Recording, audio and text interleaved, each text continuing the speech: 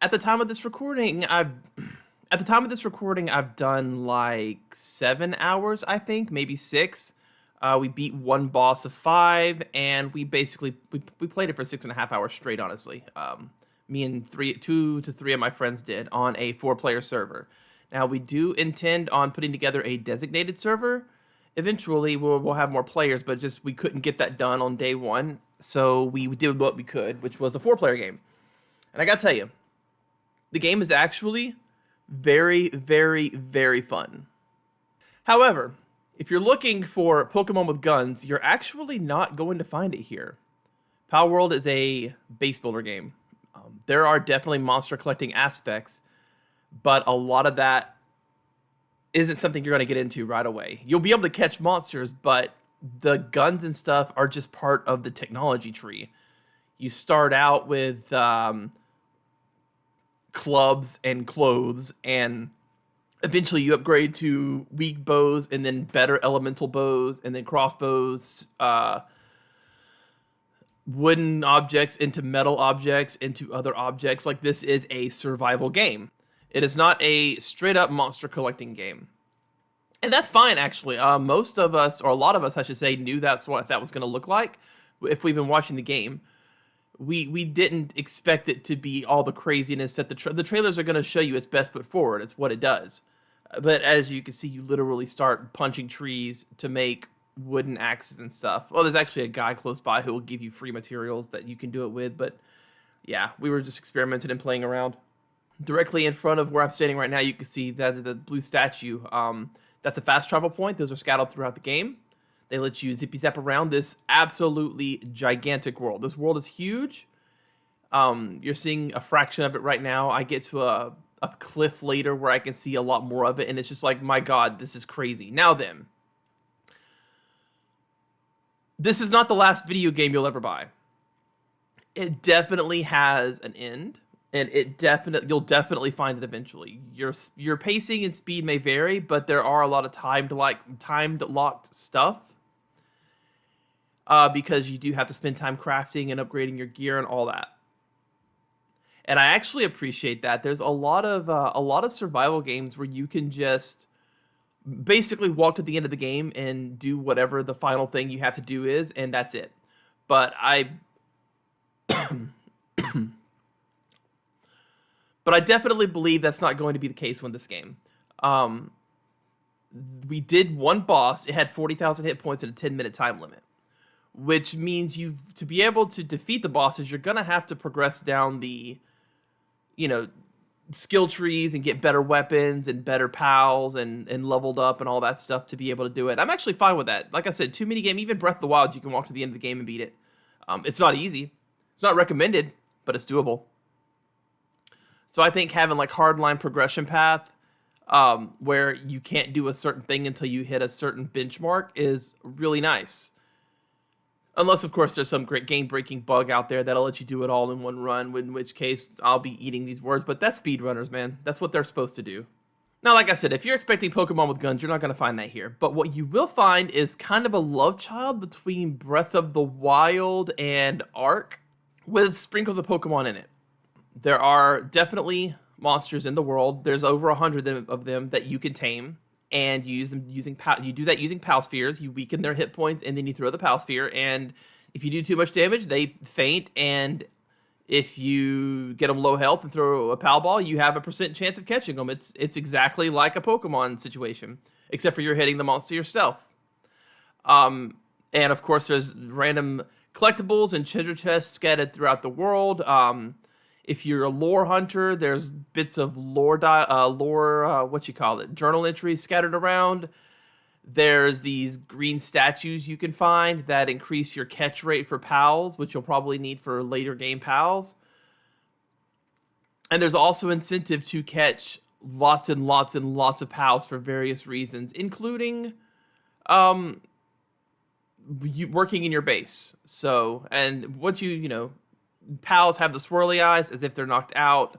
So it's not even really like people were suggesting. We're like, because there is an option to like butcher a pal. You can go eat your friend. That's not actually how it works. There's items in this game called souls. You can quote, they call it butchering, which is a ridiculous word. You just KO your own pal and you can't get it back.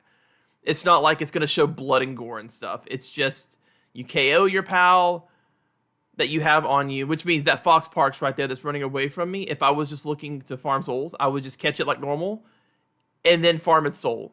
Like, okay, that does sound bad. But what you have to understand is that, like, it's not as brutal as it sounds. It's just a mechanic. It's no different than skinning a deer for leather in another game. The only difference is these creatures are a little cuter, which actually makes it great. And really, I think that's what this game does better, or it does that makes it more engaging, I think, for a lot of people than other survival games. There's so many of these pals that it's very easy to find one you're like, oh my god, I love it. And then you get attached, and then you just have it. So as you progress, you start building bases, and you start recruiting your pals into your base that you've captured. So you need multiples of them for that. Like if you really like that fox, you need 2 foxes at least, because you need one to work on the base and do your fiery stuff, like, you know, what you just saw back there. And then you need another one, you know, to have in your party. And you can have up to 5 pals in your party. It's actually pretty easy and intuitive to swap between them. It's a little difficult on a keyboard. You have to press, it's a little different than switching between, because you have your pals and then you have your weapons, right? So your mouse wheel is how you scroll your weapons, which you can have 4 equipped at a time. And then you use 1 and 3 to cycle through your pals to select the one you want to use, and then you press E to summon it. So just give you a quick demonstration of capturing a pal fairly early game. I'm just going to hit this dude until it's low on hit points, and I'm going to throw a pal ball, and that's it. Now, little pro tip, when you get the pal to a point where you can't catch it, you're going to want to press E to resummon your pal so that you can not KO the guy you're trying to capture.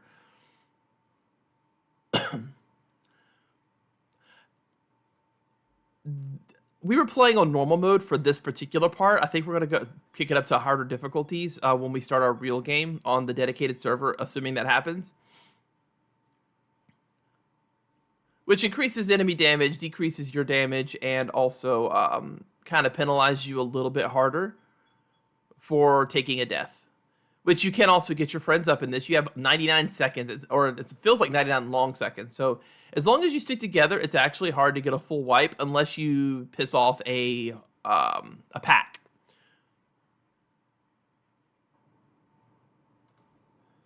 Now, when I say piss off a pack, I literally mean this. A lot of times, sometimes you'll find a large pack of pals, and they aggro each other if you attack, and then you get murdered. And they don't de-aggro, of course, until you go down. So, like, if we wanted one of these little elephant boys, we tried to get one. It's only ones we'd see this time. I know there's some earlier in the game I could have gotten, but this is the first time we actually saw them. So we wanted to catch one. But yeah, so if you see a pal in a pack, don't go after it unless you're pretty confident you can handle them. And I can guarantee you, because, I mean, what am I left? I'm like level 4 right now, I think, and these guys are level 8 or something. I'm level 5 right now, trying to catch these level 8s. I got really lucky there, honestly. But yeah, so that's the only time the pals are really a threat, or is in packs, or unless, of course, you're fighting like a boss one. And there are also boss pals in the game. They are much harder than normal pals, and you really want a group to try to catch them because they just take a long time to get down in general, and they take a few days to respawn. So the first time you find one, whoever catches it is going to be having a good day. You're going to be very happy about it. This is one of those fights, level 17, a 0, I was level 14, 15 at the time. It took me a few tries to do by myself. At this point, my friends had gone to bed. Can't blame them. It's a very difficult fight. If you're lower level, it only has 3 attacks. It's very doable. It's just, you have to rely, if you're on a lower level, you have to rely a lot on your pals, which, as you can see here as well, some pals don't quite work great. The AI is a little buggy. Lupamon's doing okay right here, but there's a lot of times when he would just stand there staring, or he would actually like start bugging into the ground.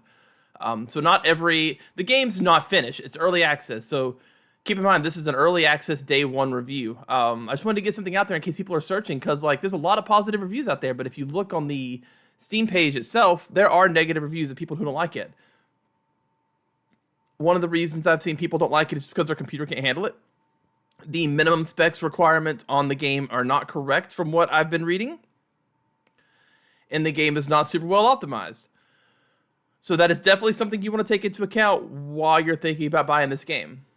Another thing you want to take into account is whether or not you have friends. I know a lot of the early access reviews, or the what you call it, the review copies of the games that were sent out, they had to play solo. So the game honestly is a quarter of the fun by yourself. Like this, the we fought another boss. I'll try to find the footage of it, but it was way more fun with me and my friend Haven doing it together than it is just me here by myself at 9 o'clock at night, just wanting to do this before I go to bed. So definitely try to find a group of friends. Even if you guys can only play 1 day a week, you're gonna have more fun. Of course, if you can have a designated server, you'll have even more fun, because you don't necessarily have to do the bosses together either. So like I went last night and did the first tower boss, like for game completion or whatever. I did that while everybody was asleep by myself, but we could have gone in and done it together. So even if you're on a designated server and 3 of your friends go in and they beat the game and pass the trials, you still have the opportunity to get there and do that yourself. Like, because it's more about completing the trials and having fun than it is finding the end of the game.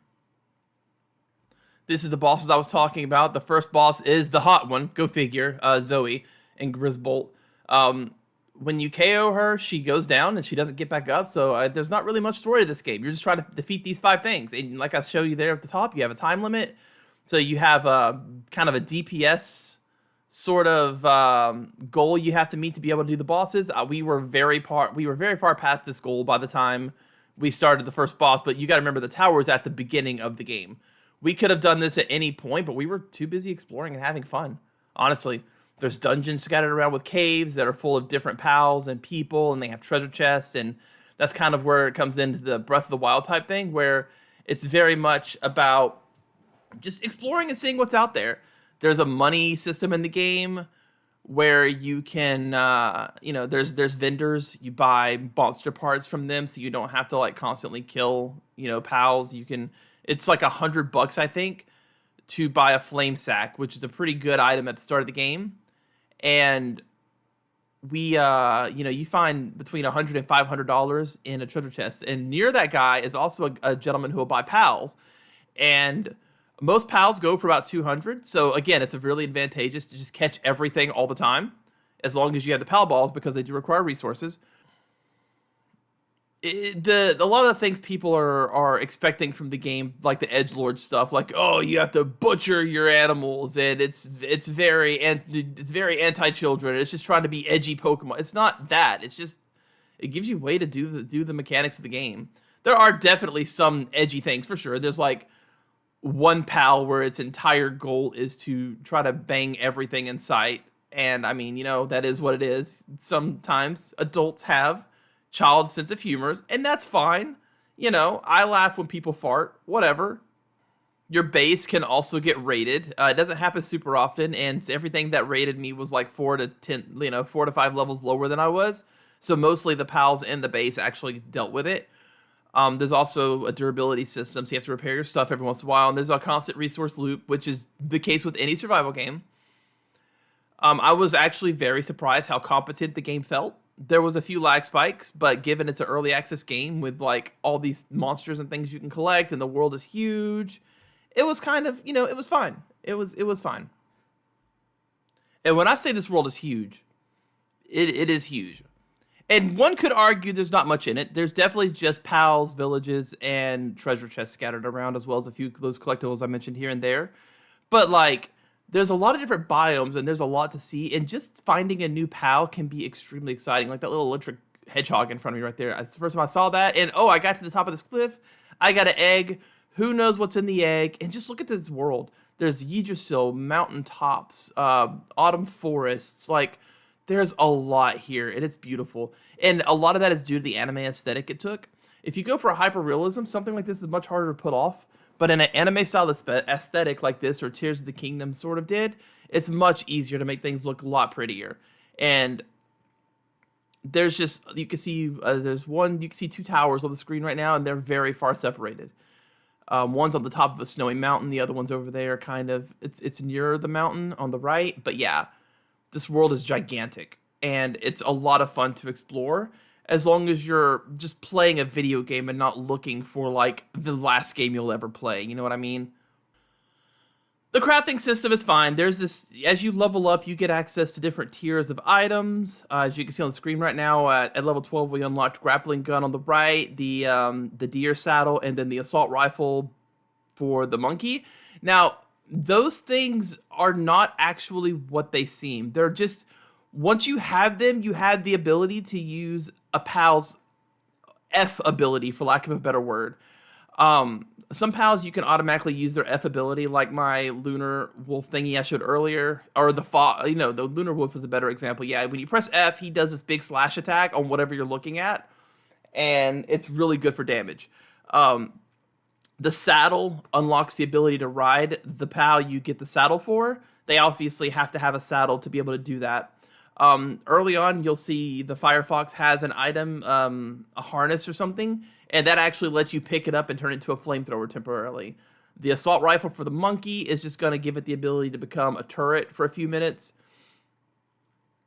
So it's not like crazy like a lot of the preview trailers made it out to be, where like you're just riding on the Rizabolt or whatever, and it's got rocket launchers on its back, and that's just what the game is. It's just an ability.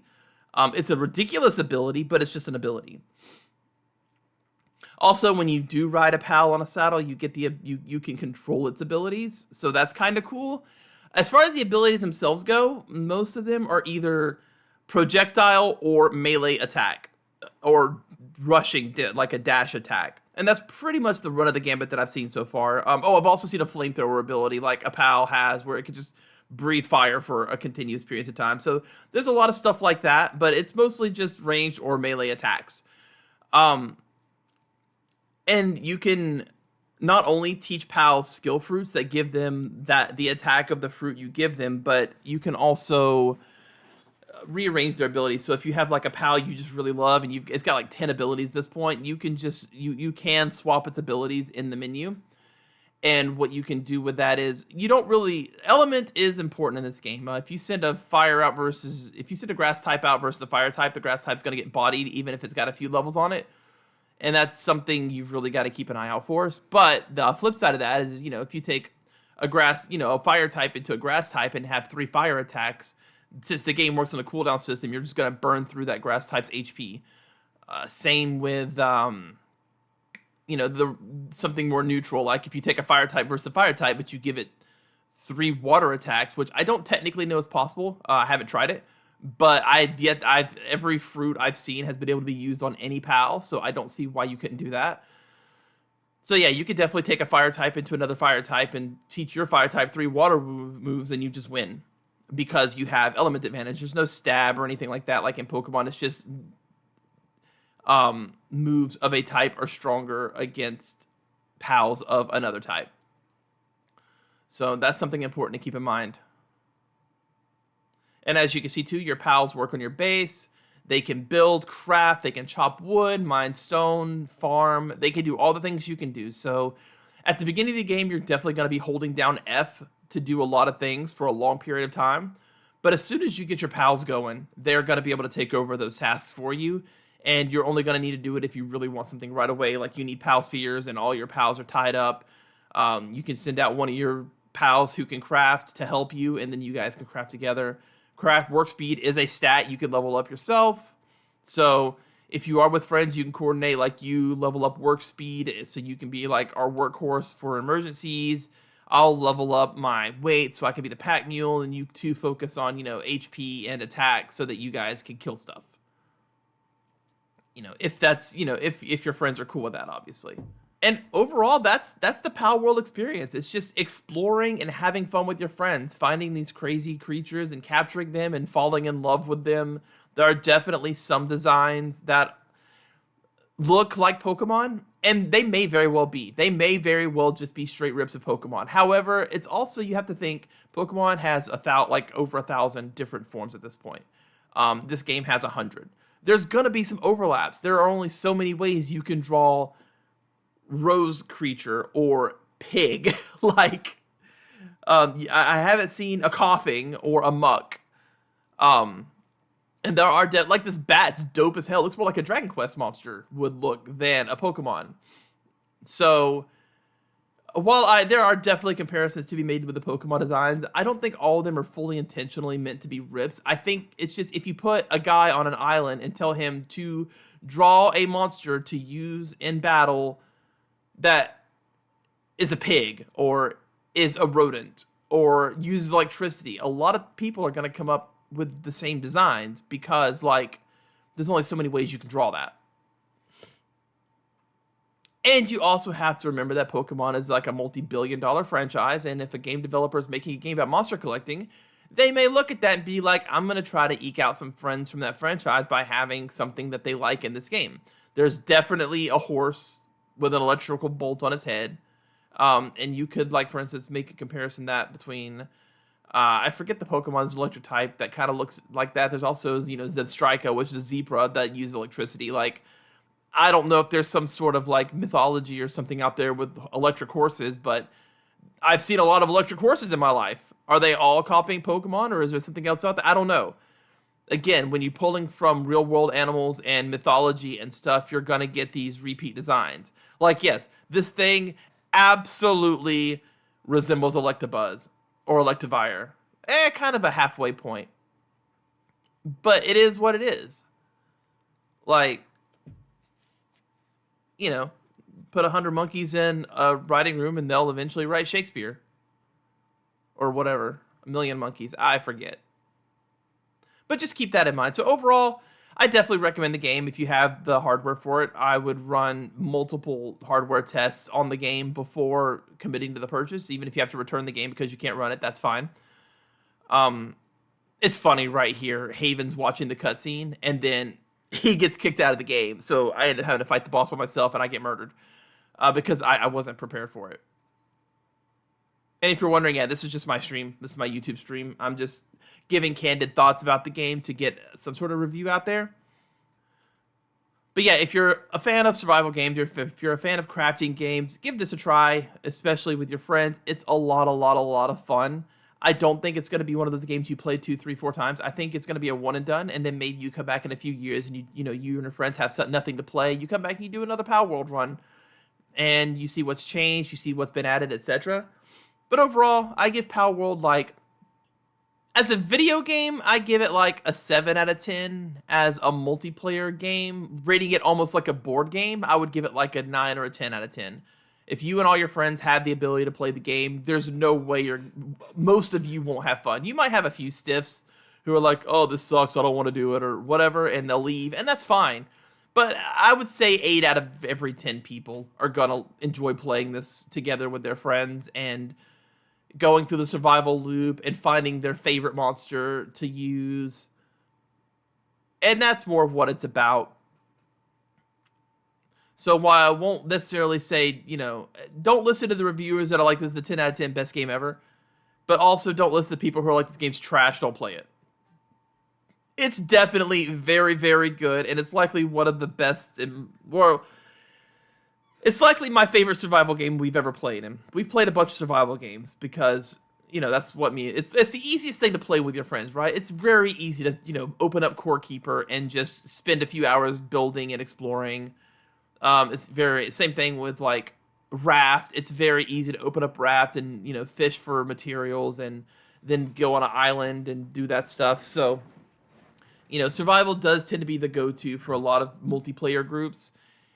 And we've played 10, 12 of them at this point over the last few years, and I definitely think this is not only just the most fun I've had with one, but also the most competent early access version of a game I've seen of one of those games. They're usually full of bugs, and while this one certainly has a few bugs, they're not as dominant as in other games that are in early access.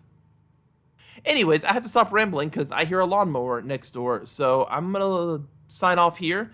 Like I said, 7 out of 10 game, and then 9 or 10 out of 10 even as far as a multiplayer experience. If you can run the game, I definitely recommend getting it, playing it with your friends. But I also completely understand waiting until the full version of the game comes out to play it. But a lot of the hype will have died down by then, and a lot of it's hype too. All your favorite YouTubers are playing it, and in order to not get spoiled and know everything in the game, you might want to play it yourself first. So, and it's like 10% off currently, $30. So it's not even an expensive game. $30 for a giant open world game like this, even if it's static, is not a bad deal. I mean, a lot of people bought Metroid Dread for $60 and it was only an 8-hour game. I know it's a weird comparison, but for me, I need like $2 an hour on a game. You know what I mean? At least. So a 10-hour game for $60 doesn't really fly very well for me. I would expect more of like a $20 or $30 game, or a 20 or 30 hour game for $60. But that's just my own personal opinion on it. I'm definitely a bang for your buck kind of guy. But anyways, yeah, if you're playing it, let me know how you like the game. If you haven't played it yet, and you just this little review helped you decide, let me know that too, because that's what I'm doing them for. I'm trying to offer I'm trying to offer a gamer perspective on the games that I play, because reviewers, Chara Lanya Zard, or whatever her name actually is pronounced, I forget, but I think her name's Alania Pierce. She did a video recently on like game reviewers don't know how to play video games, and I have seen that be true to some point. But I think in order to properly review a game, you have to have that gamer perspective, because most people aren't brand new to video games. This isn't going to be somebody's first video game. So they expect to see like a competent review from a competent-ish player, someone who kind of understands the mechanics and can come at it from that perspective. And a lot of reviewers come at it from the perspective of journalism, and they don't just get to enjoy video games because it's their job now. And I'm sure they do have fun with them, but like, got to finish the game and pump out a review so you can make the dollars and get them clicks. You know what I mean? And I do hope someday I can get review copies of the game. Certainly not something like this, because like I'm sure there's NDAs and I wouldn't be able to play it with my friends. But I do hope someday to at least get to a point in the gaming journal space where I can get an early copy of Final Fantasy 17 and review it for you guys and give you that perspective of, I understand video games and I can tell you what this plays like from the perspective of somebody who learns very quickly, and give you like some, tips and pointers and stuff as well. But yeah, thanks for watching. If you enjoyed it, likes, comments, subscriptions, all that good stuff helps out a bunch, and I will see you in the next one. Deuces, dummies.